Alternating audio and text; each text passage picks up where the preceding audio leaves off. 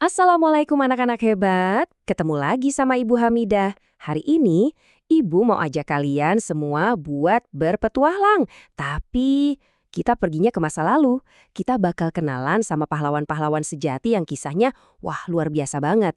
Ini bukan dongeng loh, ini kisah nyata yang bisa jadi inspirasi buat kita semua. Coba, Ibu mau tanya deh. Siapa sih pahlawan super favorit kalian? Ada yang suka sama yang bisa terbang? Atau yang kuat banget? Keren ya mereka. Tapi pernah nggak kalian kepikiran, apa sih yang bikin seorang pahlawan itu jadi super? Apa karena kostumnya yang keren? Atau karena kekuatan ajaibnya? Kita cari tahu jawabannya bareng-bareng ya. Nah, ternyata nih dalam sejarah Islam, ada pahlawan-pahlawan yang kekuatannya itu bukan dari sihir atau teknologi canggih. Kekuatan mereka datang dari hati dan iman mereka. Mereka ini adalah para pemimpin hebat yang melanjutkan perjuangan Nabi Muhammad SAW dan kita kenal mereka dengan sebutan Khulafaur Rasyidin. Merekalah pahlawan di dunia nyata.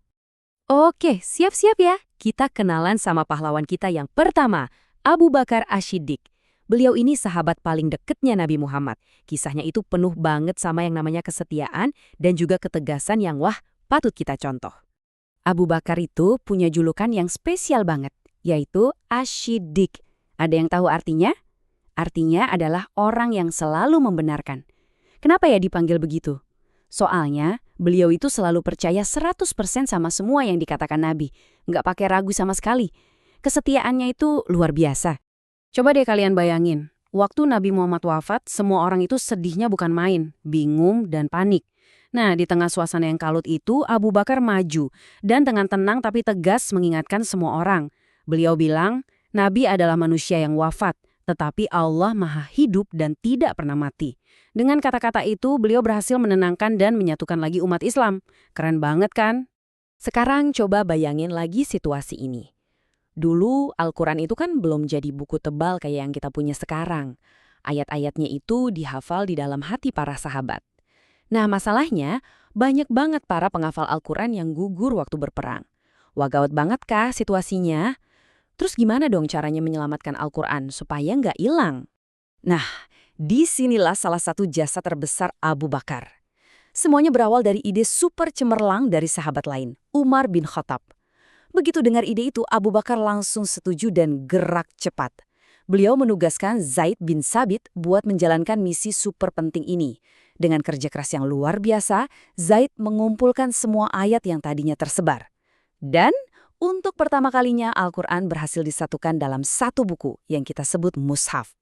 Berkat beliau, kita bisa baca Al-Quran sampai hari ini. Oke, dari pahlawan penjaga yang setia, sekarang kita kenalan sama pahlawan kita yang kedua. Namanya Umar bin Khattab. Kalau dengar nama beliau, dua kata yang langsung terlintas itu adalah berani dan adil.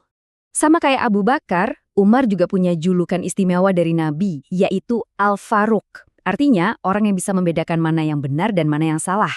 Uniknya, sebelum masuk Islam, beliau itu sangat menentang Islam loh.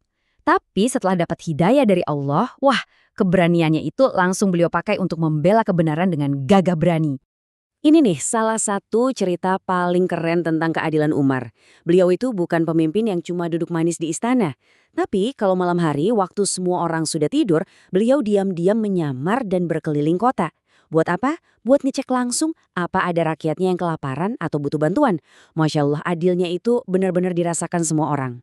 Selama jadi pemimpin, pencapaian Umar itu banyak banget. Beliau berhasil memperluas wilayah Islam, membangun sistem pemerintahan yang rapi, dan bahkan kalender hijriyah yang kita pakai buat nentuin puasa dan lebaran itu, beliau yang memulai.